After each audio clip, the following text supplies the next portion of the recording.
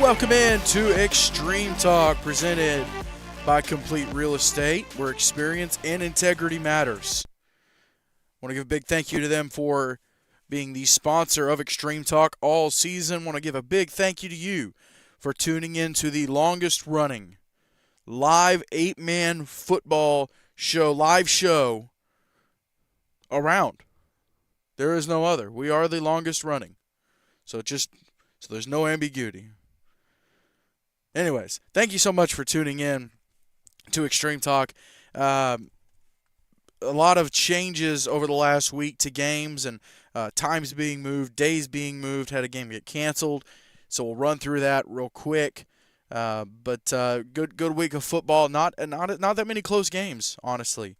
I really thought there might be more, and that was not the case. We'll run through them real quick. We'll start here in Tennessee. And we'll start. Well, hang on. Soundboard went down.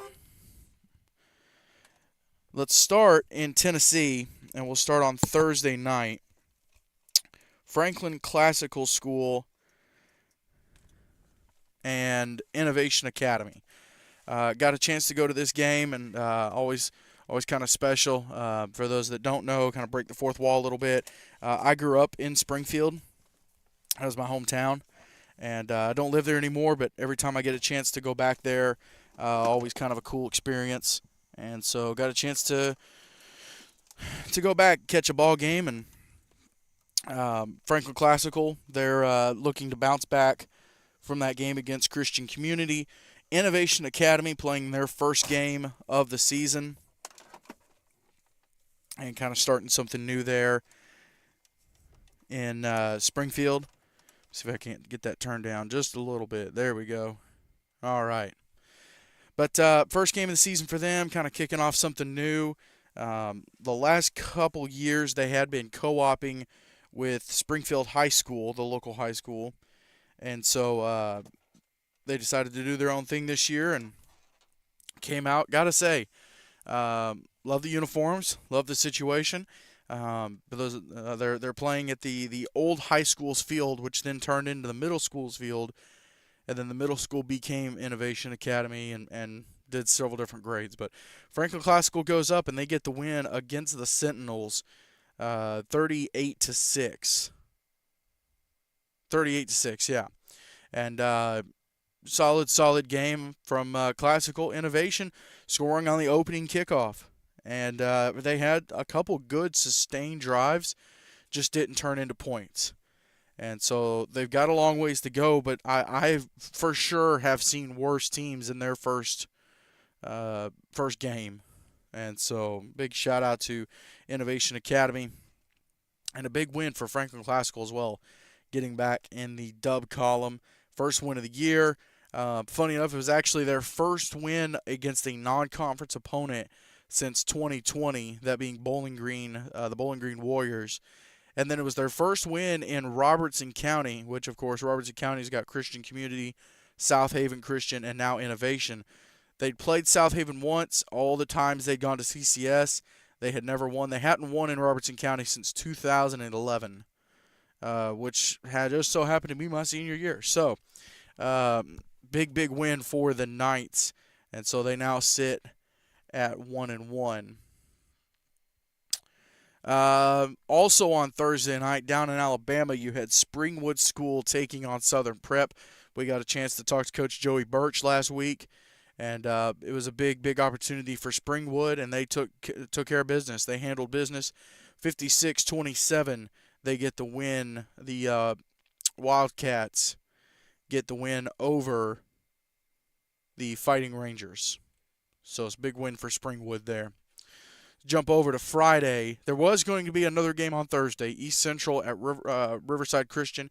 That one did get canceled. So you had the two on Thursday night, and then on Friday night, we'll run some of these scores real quick. We'll start here in Tennessee.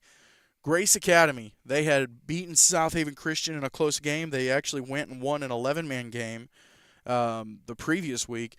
And then they went to White House to take on Christian Community. Second trip to Robertson County, the second trip in 3 weeks. And it was the Colts all over them. Now, the final score, 44-27, was not indicative of the actual game itself. That 27 is a little, I won't say deceiving, but at the beginning of the fourth quarter, it was 44-13. And then at halftime, it was 36-7. So big win for the Colts as they handle business against Grace. And Colts, another team got beat by Franklin Christian. They were off last week, and then looking to kind of bounce back and get going. They did not lose last week. I don't know what I'm talking about. They did play last week. They beat Franklin Classical. So there you go. I don't know why I completely blanked on that, but big win for the Colts. They now move to 2-1 and 1-1 in their conference. And I just made a big goof. I typed in Christian on Max Preps. I wonder. I will have to do that at some point and just see how many results come back. But I'm gonna check real quick because I want to see if they put a box score up for Christian Community and Grace. They did. So 8-7 in the first quarter. So close first quarter, and then the Colts put up 28 points in the second quarter. And then that was really the difference maker. Third quarter, 8-6. Both teams scored a touchdown. And then fourth quarter, Grace scored the 2 touchdowns, but just couldn't overcome that 28-point second quarter by Christian Community. And speaking of the Colts, real quick, we'll run through these stats. You had Caden Poole in their junior quarterback who's been there a minute. 12 of 17, 167 yards, and 3 touchdowns. You also had him rushing for 15 times for 111 yards and a touchdown. Bowen Cornett, 3 catches, 93 yards, 2 touchdowns. And then on defense, let's see, Braden Thornton led the team with 9 tackles, 2 tackles for loss. Will Hinkle, 3.5 sacks for the young man. He also had 8 tackles and 4 tackles for loss. And then Miles Bernard with an interception. So big win for the Colts. Like I said, to move to 2-1 on the season. A little bit interesting situation in Franklin. Franklin Christian Academy taking on Lancaster Christian. And this game actually got called right before halftime. FCA was up 20-0. And without saying too much, there was an injury to a Lancaster player. And I don't know. I'm going to hold off on his name. But the young man took a hard hit. He was down, and they were very cautious and took him to the hospital. He got checked out.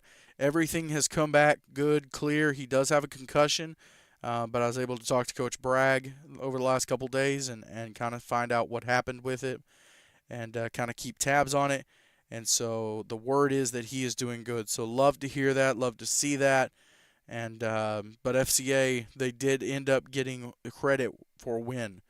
So now 2-0 is FCA.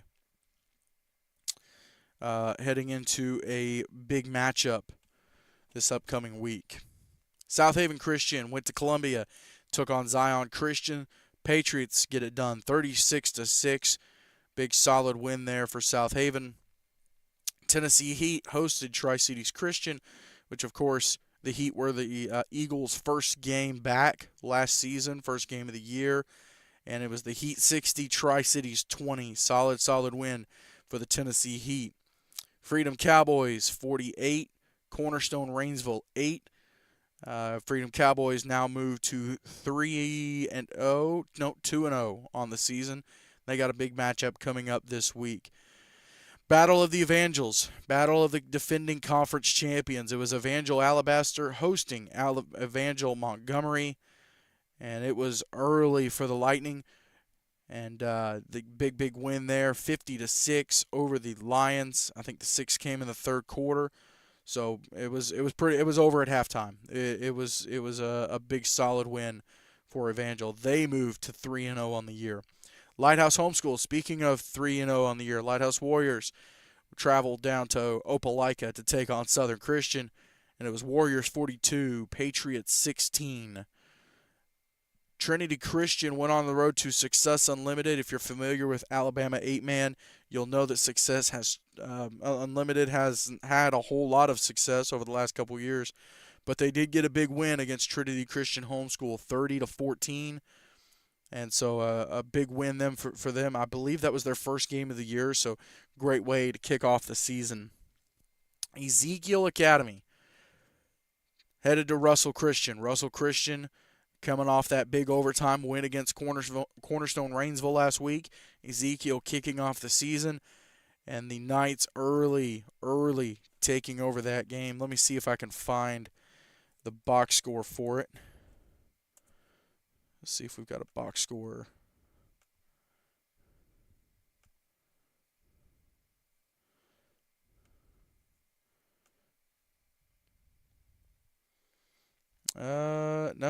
No box score, but we do have some stats. So we'll run through those real quick. Mac Mills, 8 of 19, 205 and a touchdown. Brandon Davis had 182 of those yards. He had 182 rushing yards on 10 carries, 6 touchdowns for the young man, Brandon Davis. And then you had John Hodges with 3 catches, 97 yards. Avery Haskew with 3 catches, 74 yards, and he did catch the 1 touchdown pass from Mac Mills. But it was Brandon Davis contributing mostly on offense. In terms of tackles, you had Sam Blount, senior, with 10 tackles, led the team. In overall tackles, you had Emmanuel Grant with 9 tackles, but he led the team in solos with 7, and then 2 tackles for loss. A couple sacks from Noah Jones and Patrick Bozeman, and then an interception from Todd Wilson and some passes defensed from Eric Baker. So solid game overall for Ezekiel, and they definitely took control of that game. And so they kick off their season 1-0. Big matchup coming up this week. We'll talk about a little bit later on. I want to save the next game I was going to talk about, so we'll keep jumping down. I mentioned Victory Christian from the CFA taking on Unity Christian from the HCAA. They're both in Mississippi. Victory on one side, Unity on the other. That game ended up being a forfeit, and so Victory got credit for the win in that one. Meadowview Christian played an 11-man game. Why, I don't know, but they did play an 11-man game and lost 51-0 to Southern Academy there in Alabama. Cornerstone Columbiana, though, they played an 11-man game, and for the second week in a row, came away with the win, 55-0. Several shutouts here through some of these games here on the backside, so very lopsided games. Jump down to South Carolina. Pack Panthers 56, Harvest Christian 0, Augusta Eagles 38, Victory Christian 0. Southwest Christian yesterday. Well, let me keep going down real quick, and I'll touch on Saturday games here in a second.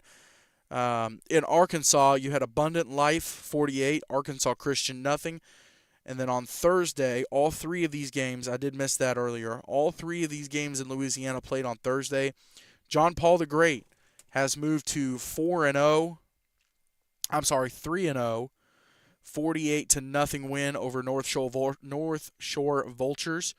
Acadiana Christian, a close win over Southwest Louisiana Homeschool, 20-8. And Mount Olive Christian, this was a big score. Mount Olive Christian 70, First Baptist Christian 42. So 112 points scored in that game. Very high scoring and a big shootout there. And then I mentioned yesterday, Southwest Christian out of the HCAA. They took on Trinity Christian out of Texarkana and got a big 46-6 win. And the Cornerstone Spartans headed to Blue Jacket High School. I believe they are in, let's see, I think they're Missouri, if I'm not mistaken. They might be Oklahoma. Oklahoma, yep. And so they got a big win over the Chieftains, 50-12. So awesome to see Cornerstone Spartans get back in the win column. I did skip over one game, and I want to look real quick and see if we have a box score for it. And this will kind of lead into the interview for today. But Jacksonville Christian took on Tuscaloosa Christian, and Jacksonville's been on a roll. They're now 3-0. They did win the game the other night, But real quick, I'm going to run through this stat line for Jacksonville Christian because they are just moving. Um, well, I was going to run through the stat line, and the stats are not up. But it was a big win for Jacksonville Christian. The Thunder 48, Tuscaloosa Christian, the Warriors 32. Tuscaloosa Christian, they're in the CFA. They now drop to 1-2 after losses to, I believe it was Cornerstone Rainsville. Let me verify it. No, East Central. I'm sorry, East Central. And then they got the win over Mississippi Phoenix Sports Academy. Let me go ahead and get my guests lined up here.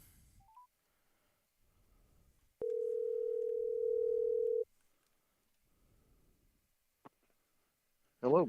Joining me now is the head coach of the Jacksonville Christian Academy Thunder. It's Coach Tommy Miller. Coach, I appreciate you taking the time to join me.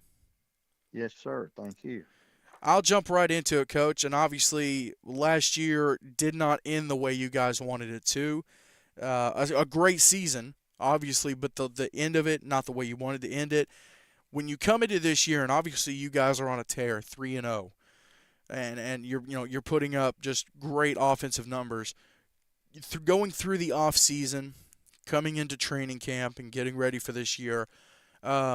I want you to talk a little bit about the motivation that the way last year ended was for your guys, because you do have some older guys, and you also have some younger guys who were contributing. So how did that situation play out?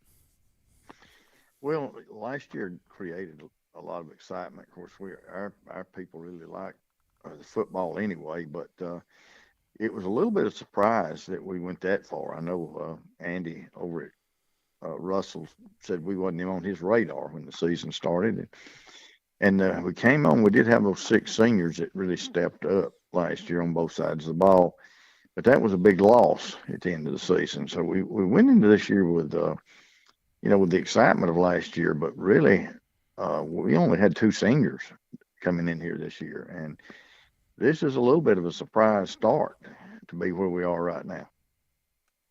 And you mentioned those two seniors. Hang on, I'll get it. I know it's Travis. Hang on, Travis hang on. Travis Barnhill. Travis Hmm. Barnhill and Dion Dupree. Right, right. Um, you talk about the surprise start this year, um, and against teams that historically have been solid. I know Meadowview has struggled a little bit, Trinity Christian, but you've got Tuscaloosa that in that conference. They made the playoffs last Hmm. year. Um, and obviously, it's good to start this way. But what are you and your coaching staff doing to kind of temper the guys a little bit and just go, look, we've had a great start, but you go against a team like Tabernacle Friday nights, their first game of the year. They had a great season. They lost some guys. So how do you manage your guys in terms of, hey, the wins are great. Obviously, be proud of them, but anything can happen on a Friday night. Right. There's no guarantee that I mean you don't have a guarantee of another win, and we've got really traditionally quality teams coming up. Tabernacle being one of them. Then we still got Russell and Cornerstone on there, Oh yeah, oh yeah. and then out the group out of Montgomery that's going that they've got a lot of talent down there, and so we know that. We could very easily not win another game. So we've got to stay focused. It's got to be week to week. There's no doubt about that. And the inexperience I was talking about, we've made our share of mistakes already, and they're having to come together each week as a team. And I think that one thing about last Friday night is we did make a step in that direction and come together as more as a team. Um, so we've got a little bit of encouragement and hope from that ball game Friday night because Tuscaloosa is a quality football team. They're very sound, very well coached. Oh yeah, So yeah. so that was we were encouraged. We were. I want to talk about this real quick. You play for the championship last year, and you mentioned you had some seniors, but you had a lot of young guys too, and those young guys this year are having to step up if they hadn't already. And so get those guys having that taste of being there and being so close, that had to be a huge motivating factor over this offseason. Yeah, it did, and we had a couple of guys that did transfer in and to come to a Christian school, and one of those guys is well, both of them have really been a help. Uh, Jesse Gainaway is about a 6'3", and he's been able to play a wide out for us. It takes a little bit off of Travis because Noah and Travis work good together, but um, they doubled Travis down there in that game last year and played him, pressed him off the line and played him over the top with the safety, and they did real well. Of course, Andy's an excellent coach. They had a great plan, but with Jesse, it was able to balance this thing some. We lost Ethan on the other side, who was an all-conference receiver. Right. Jesse Gainaway's come in and taken over that spot, and so we really are back to where we were last year. There, we haven't lost anything there, so that's been a huge help.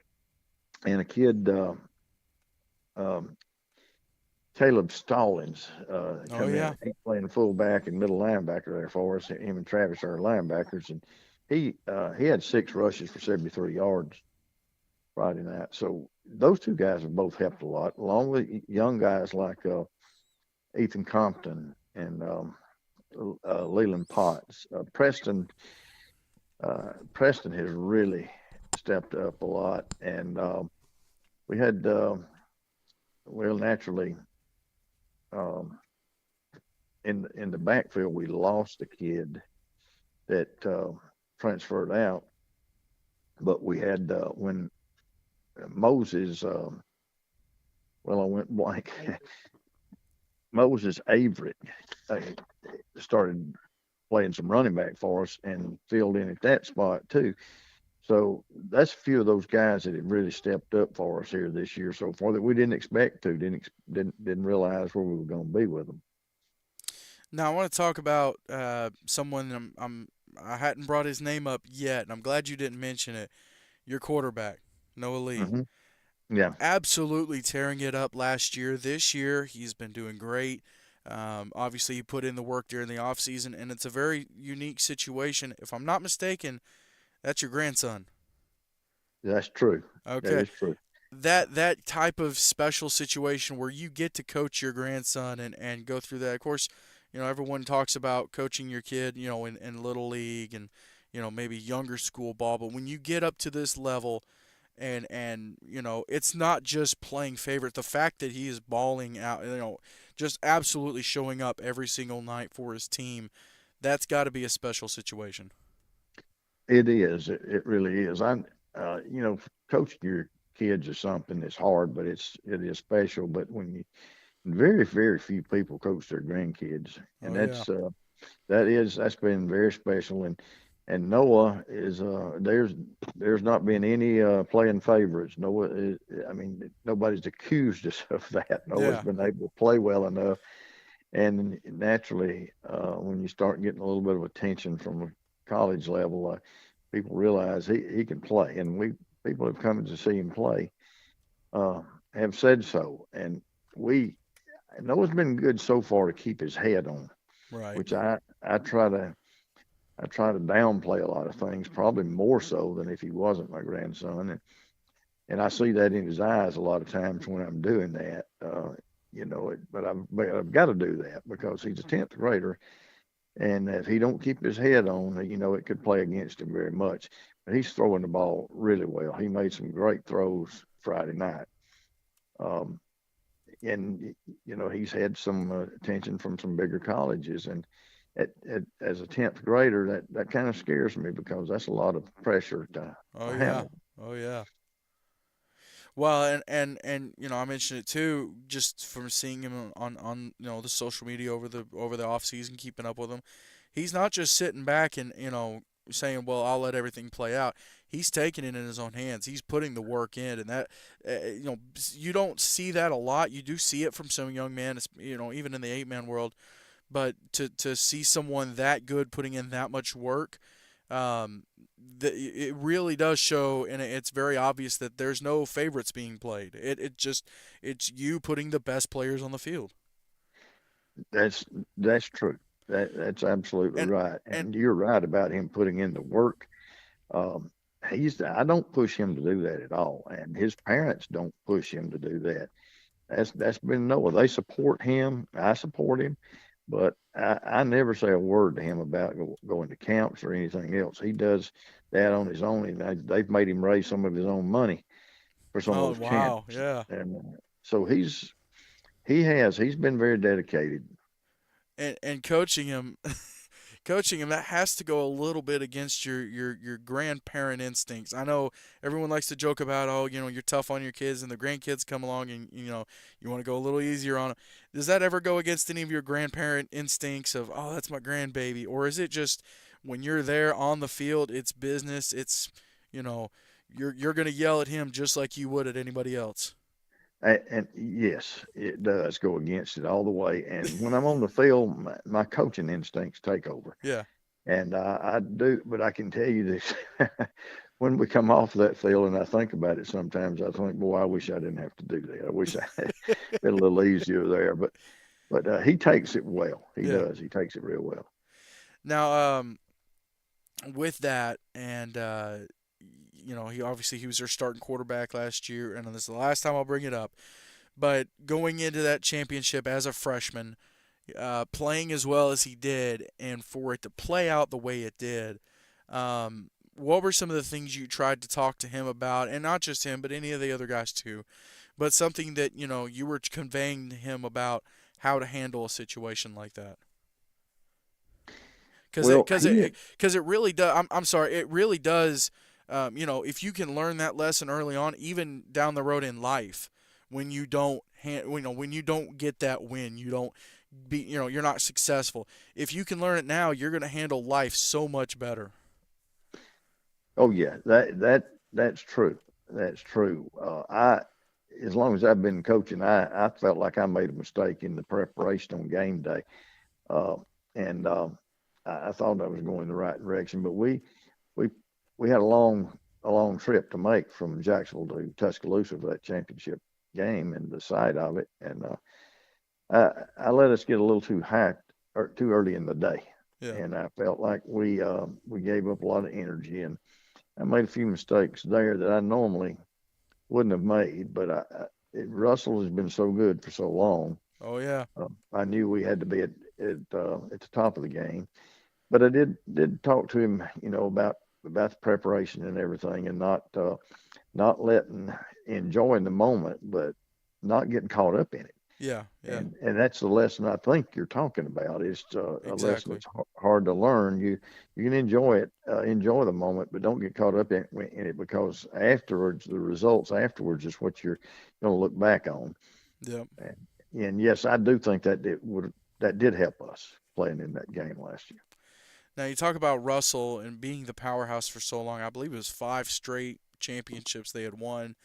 A little bit of a changing of the guard there at head coach this year, and then they've had solid quarterback play the last couple of years with the same people, and a lot of consistency there, and so it's been tough. But now a lot of change there. Over at Tabernacle, you had Clint Chase graduate, the senior quarterback that had been there for a Hmm. couple of years.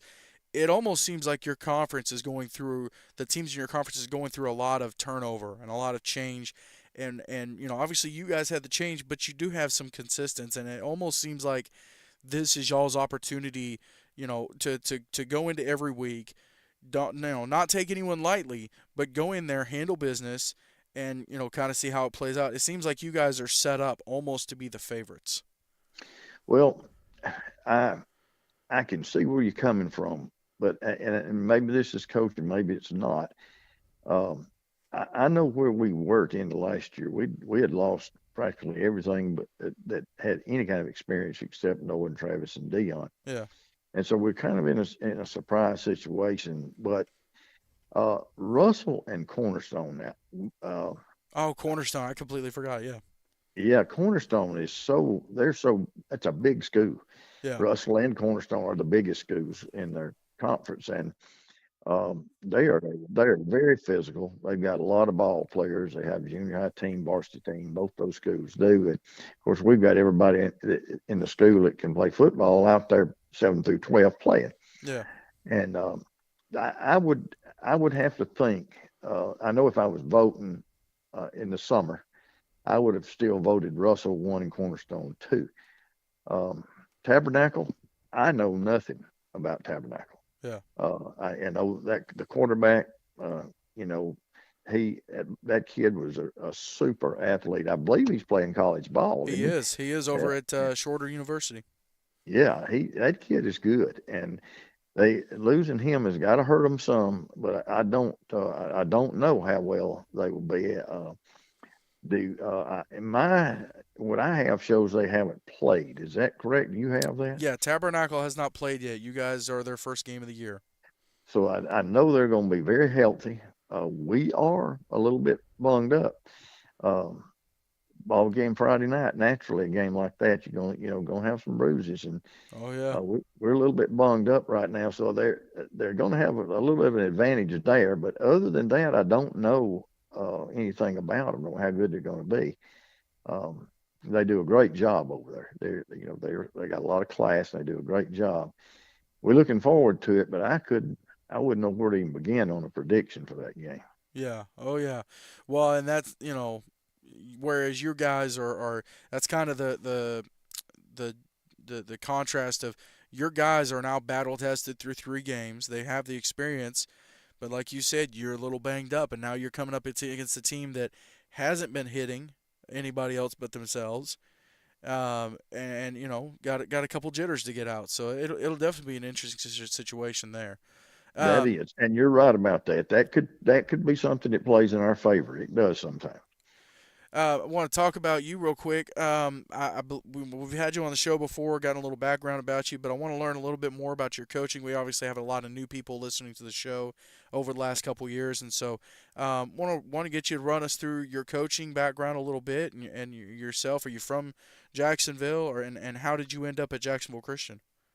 I went to high school all my life at Alexandria High School, about 8 miles down the road from Jackson. Played football, baseball, basketball, ran track there. I was quarterback, point guard.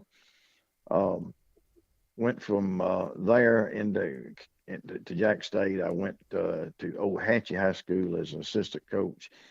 In 1977, as an assistant at Old Hatchie, we won state championship in the AHSAA as a 1A school. Then I went as a head football coach in the public schools at Pleasant Valley High School, and from there I stayed there a few years and went from there to JCA. I was actually called to preach and accepted call to preach, and I left public school system, went to JCA, and that's how I wound up there. Started the football program there, and from there it's just gone to where we are now. I've been there 30. This is my 37th year at Jacksonville Christian, and I think Wow. 45 altogether. I'll be 69 tomorrow. Well, for early happy birthday. Thank you. That's awesome. That's awesome. So the only coach that JCA's had. Um, eh, do you ever think about down the road where the path wraps up with your coaching? Uh, no, I haven't. I actually thought years ago that I would retire at 55, and as you can tell, it didn't happen. So I don't know. I will stay until the Lord releases me from there. So that's where we are right now. That's awesome. That's awesome. Well, last question, Coach. Obviously, as you guys get ready for this year, you talked about some of the teams in the conference, but is there a game this year when you look at the schedule? And I'll let me pull it up real quick because I don't know. Let's see. I'm gonna pull up your schedule real quick. All right, so you guys have Tabernacle this upcoming week. Then you got Victory, Christian, Russell, Success, Cornerstone. So you guys are done with your non-conference games, and every game from here on out counts towards the playoffs. Now, That's correct. And we do have a couple of open dates in there that I hope helps us. Um, and so if you're a coach out there listening to this, their schedule is on Max Preps. Go look at the schedule, and if you have an open date and you want a challenge, go get you a game. That's true. We are looking for another game if possible. So anybody that is needing a game, we'd be glad to talk to you about that. Um, Last question, and I mentioned the schedule. You got your conference slate coming up with all the opponents. If playoffs roll around, let's say you guys make the playoffs, would you and knowing the championship is at a neutral site, would you rather be on the road for the first playoff game, or would you rather have that first game at home with that JCA crowd? That everything I've heard is that crowd is awesome. It's a great home atmosphere. Would you rather have that or go on the road and maybe be able to help your guys stay focused a little bit more? No, we'd rather play it at home, definitely. And that's you're right. Our crowd has been great over the years. We had a packed house on our side last Friday night. It's been super, and we would definitely rather play that first round at home. Fair enough. Fair enough. Coach, I appreciate you taking the time to join me, and obviously good luck Friday night with Tabernacle. I'm enjoying seeing how you guys are playing this year, and we're definitely going to keep up with you throughout the season. Thank you. Good to talk to you. All right, Coach. That's Coach Tommy Miller from Jacksonville Christian down there in Alabama. Always great to get a chance to talk to him. I believe we had him on the show a couple years ago, maybe last year. I have to go back and look, but man, 40. What did he say? 40 something years at JCA. The only coach that they've known. You don't see that kind of longevity very often. And 69 years old tomorrow. Happy birthday. Early happy birthday to Coach Tommy Miller. And obviously a special situation getting to coach his grandson. That's not a lot of coaches get that. Maybe your son, grandson, not so much. So obviously that's really, really special. All right, let's run through the slate of games coming up this Thursday, Friday. I don't think there's any Saturday games this week. There might be a game moving to Saturday, but I don't think there's one off the bat right now. Let's start down in the AISA. Evangel Montgomery, they are on the road at Springwood. Let me get this pulled up real quick because I'm pretty sure. Let's see. Let me get to Springwood.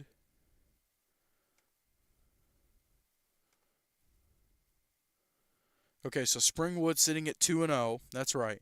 So Springwood sitting at 2-0. Evangel Montgomery at 0-1 after the loss to Evangel Alabaster. And the Wildcats looking to keep rolling there. Cornerstone Christian is 2-0 also, but they have not played a conference game. So they are 2-0 outside the conference. And then obviously no record in the conference. Southern Prep at 0-1 in the conference. Springwood at 1-0. Speaking of Southern Prep, they are on the road at Evangel Christian Alabaster. Lightning and the Fighting Rangers have played several times over the last couple of years, especially since Southern Prep made the move to 8-man. And so Evangel Alabaster, I believe they have allowed 2 offensive touchdowns in 3 games. They are 3-0 and just looking solid. Southern Prep coming in at 0-2, the 11-man loss, and then the loss to Springwood last week. Speaking of Evangel Alabaster, we'll stay there in the ACSC. East Central, they are hosting North River Christian, who I believe they are playing their first game of the year. Yep, second game of the year. North River beat, who they beat? Success Unlimited. Yep, Success Unlimited 2 weeks ago. And so North River sitting at 1-0, and then East Central at 1-1. They got the win over Tuscaloosa Christian, and then had the loss to Evangel Christian not this past Friday, but the Friday before that. Jumping to, let's go to Tennessee. Riverside Christian, they are on the road at Sacred Heart of Jesus High School. This is Sacred Heart's first game of the year. Riverside has only had the one varsity game against Zion Christian. They were supposed to take on East Central this last week. That game did not happen. And so Riverside in their second game of the season. Sacred Heart in their first game of the year. A couple teams having their first game of the year. Um, Sacred Heart and Tabernacle Christian out of Alabama playing their first game of the year this upcoming Friday night. Riverside. Yes, Zion was the only game they've played so far. Let's stay in the SEEC. Tri-Cities Christian at Zion Christian. They did play last year. I think Zion got the win in that one. And now Tri-Cities, after coming to Mount Juliet, back-to-back weeks, now they'll come down to Columbia. They are on the road so much. They went to South Carolina. They went to Mount Juliet. Now they'll go to Columbia. And they'll have some home games here after a while, but it'll take a minute. So they are on the road. I mentioned Zion Christian coming off the loss to South Haven and the Freedom Cowboys, and so they'll definitely be hungry to get a win there. And I believe that is the cross-division game for Tri-Cities and Zion this year. If I'm not mistaken, I'll have to double-check that. Tennessee Heat, they are playing an 11-man game against Donaldson Christian Academy. DCA, a lot of people know about DCA here in the Nashville area, very historic team. I don't know off the top of my head right off the bat their first year in football, but they are a staple here in Nashville. Kind of like Ezell Harding was when they made the move to 8-man. DCA has struggled over the last, I think they've had 2 games so far, and they have struggled. And, of course, I mentioned Tennessee Heat coming off of the win against Tri-Cities Christian. And Donaldson Christian is 1-1. That's right. That's right. They beat Ezell Harding 42-7, which Ezell Harding just played Clarksville Academy and won 11-6. Score at halftime was 6-4. So not a tough opponent there for DCA to get a win over. And then when they faced a little bit of quality competition, they went down 35-13. And DCA actually plays the Tennessee Heat and Providence Christian in back-to-back weeks. So very interesting there. They'll also play, I don't think they'll play Webb. They do play Grace Christian out of Leapers Fork. They were a former 8-man team as well. So that one will be interesting for the Tennessee Heat. Playing the 11-man game, first 11-man game of the year. I believe they have 2 this season. I know they play Eagleville and Grundy County. That is the other one they've got. So, let me see. I'm going to check the schedule real quick. DCA, Grundy County, and Eagleville. Yep. So, let's jump to Alabama. We'll stay in the SEC, but we'll go to Alabama. Freedom Cowboys, they are on the road at Ezekiel Academy. Freedom with the big win over Zion. And then a big win. I'm sorry, I apologize. Big win over Zion and the big win over Cornerstone Rainsville in the last couple weeks. And so they will head to Montgomery to take on Ezekiel Academy, where the Knights are coming off a big win themselves at Russell Christian. So that game will definitely be an interesting one to see if Russell's down. Obviously, they had the overtime win against Cornerstone Rainsville, so a little bit of a triangle there. Russell beat Cornerstone Rainsville. Freedom beat Cornerstone Rainsville. And then Ezekiel beat Russell. So kind of see we'll have to see how that all plays out. Speaking of Cornerstone Rainsville, they are taking on the Lighthouse Warriors in Pinson. And so Cornerstone coming in at 0-2. That's a tough 0-2 though. I mean, I've seen teams be 0-2, and it's like, well, they should have won that one.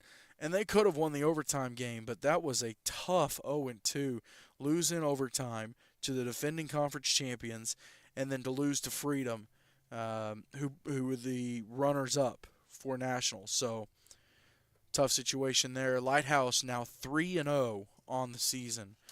Trinity Christian Homeschool, they are at Tuscaloosa Christian on Thursday night. Trinity Christian so far, I believe, winless on the year. Let me see if I can get them pulled up real quick.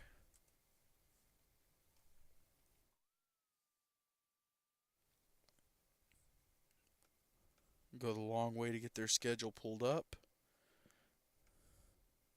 Of course, Tuscaloosa Christian at 1-2. I mentioned it earlier. Trinity Christian, yeah, 0-1 with the 0-2 rather. Had the loss to Success Unlimited, and then they also lost to Jacksonville Christian, first game of the year. Not sure why that game's not on Max Preps, but anyways.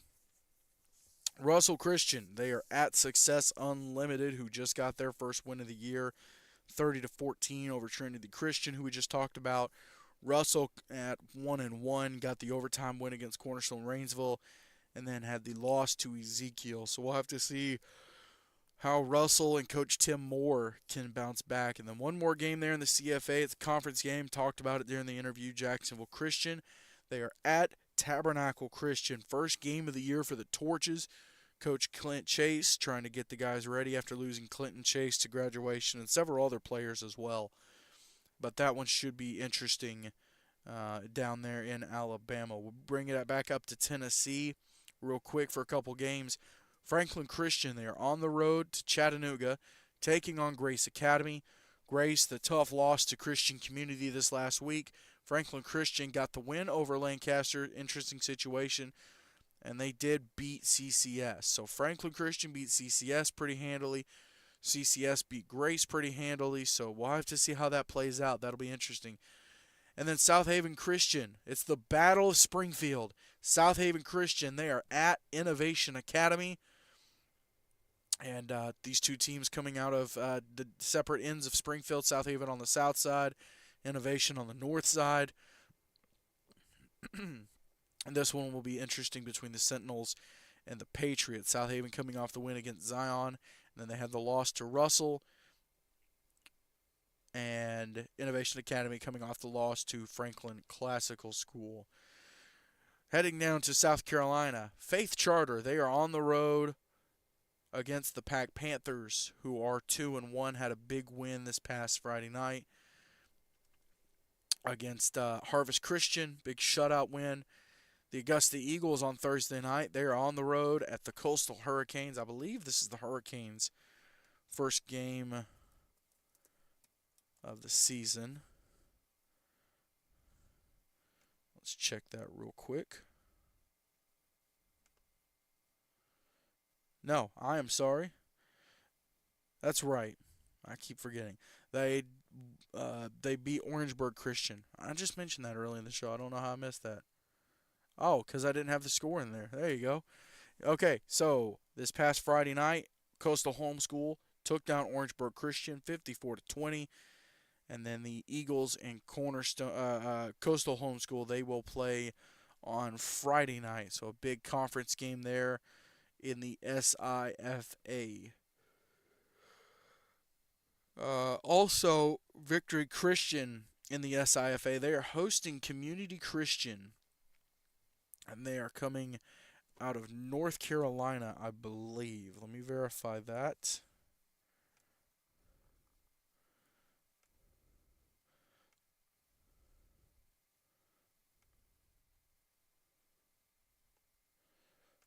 Nope, they're coming out of Gaps in Georgia. Okay, so I thought it was, yep, okay. Thought it was North Carolina. It's Georgia. So Community Christian Academy Ambassadors out of Martinez, Georgia, where the Augusta Eagles are also billed to be out of. Community Christian the last 2 weeks, 44-22 loss and a 41-8 loss. So should be interesting to see what happens there with Community Christian. They're also playing the Carolina Wildcats later on in the year. There are two Community Christians. Is this one in Georgia as well? Yeah. Both in Georgia. All right.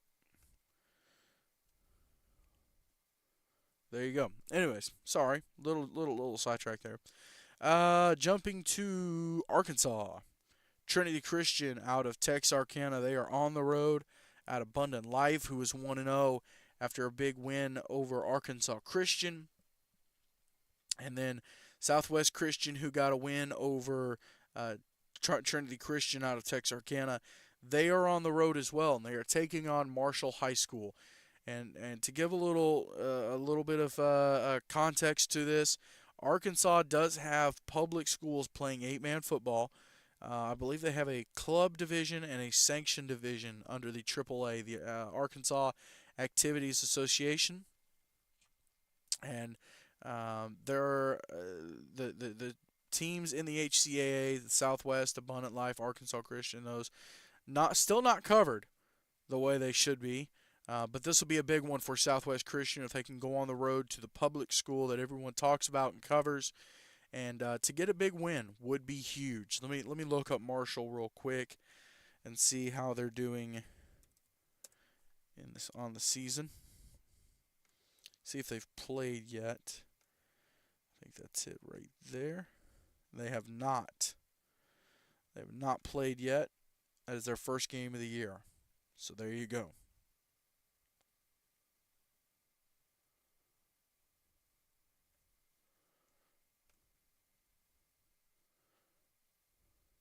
Yeah, there you go. That's awesome. Uh, so that is Arkansas, and then Louisiana real quick. Mount Olive Christian, they are at Acadiana Christian. And Acadiana Christian coming off of the win against Southwest Louisiana Homeschool 20-8. And Mount Olive Christian coming off of the win over First Baptist Christian 70-42. So we'll have to see how that one plays out in the last game. We'll talk about John Paul the Great. They are at Southwest Louisiana Homeschool. And I mentioned they had the tough loss to Acadiana Christian. And then John Paul the Great just tearing through their conference opponents this year. And their championship game does line up to be able to go to Florida. And so, the hope is if they keep tearing through, they have a great season, win their conference, maybe they would go to Florida. But yeah, I mean they've allowed 12 points, which that was 2 touchdowns in the first game of the year. They've had 2 straight shutouts, and then between the 3 games, they're averaging probably 55 points, if I had to guess. Let me do a little quick homeschool math here. 56 and 72 and 48. So about 59 points, 58, 59 points per game is the average. So, and they will play all of their conference opponents twice. So we'll have to see how that plays out for them. But they are 3-0 and looking good. We should be getting some. I apologize. We should be getting some rankings. I think here this week. I think after 3 weeks is when the rankings start coming out. Both for the NHSA. I know last year there was the N8FA. Those rankings were coming out as well. So we'll see if those come out. But definitely the NHSA will be interesting to see how they end up rating these teams that have been playing so far. Should be a good one. Great slate of games coming up this weekend between Thursday and Friday. Hope you'll make it out to one. Hope you'll go support. If you don't have an 8-man team you're a fan of, go out and support it. And 2 more things I want to touch on real quick before we wrap up the show. I mentioned this last week, and I don't think I got the opportunity Thursday night to go to the Innovation Academy Franklin Classical game, and I got the chance to use the Max Preps app. You can be the score reporter for the game. It doesn't matter, you can pick a school, but if you're just reporting the score for both teams, you can report possession or change of possession. You can report so many different things on that app, and it just depends on how detailed you want to be. But I do challenge you, if you're listening, if you're a parent or an alumni, and you're going to go to your team's game, man, sign up to be the scorekeeper. And just do it. It doesn't take much of your time, but just punch in a couple things real quick.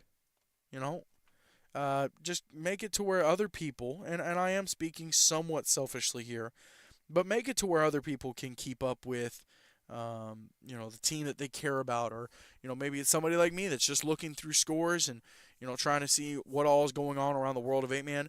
You're at that game. Why not? Why not do it? So seriously, consider it. I think you should. I think you'll really enjoy it. The other thing I wanted to hit on real quick, and I'm not going to name names or schools or games, but folks, okay, listen. All right, I've done PA a few times, PA announcer, and I'm going to get my mic real good because I want you to hear me real good. I've done PA announcer for games, right? Some big ones, some national championship games, some All-American games, some big ones. If you're the PA announcer, no one is asking for commentary. No one is asking for conjecture or opinion. PA announcer is, boom, play is over. Ball carried by such a number 5, John Smith, for 4 yards to the 35-yard line, tackled by whoever. That'll bring up a second down. Done. Boom. Finished. That's all you got to say. That's all you're there to say. Now, if you want to hype up the crowd, hey, it's third down, make some blah, blah, blah, blah, whatever. Cool. Do it. You're supposed to be getting your team rallied, your fans rallied up. But you're not there to commentate on the game, what's happening in the game. You can create hype, but there doesn't need to be a waiting on the official's call. There doesn't need to be a, that was a tough call, or, oh, he almost got in the end zone, or, man, they're really looking good. He's really putting it all on the line tonight. You're not commentating. You are public address announcer. That's it. That's all you're there to do. And that's all I'll say on that. Such a big pet peeve. I'm sorry. It's a pet peeve. You would never hear a PA announcer in a professional atmosphere talk like that and say things like those things. So act like you've been there before. And if you've never done it before, I just gave you a free bit of advice, free bit of information on how to sound like you've done it before, how to sound like you've been there before. There you go.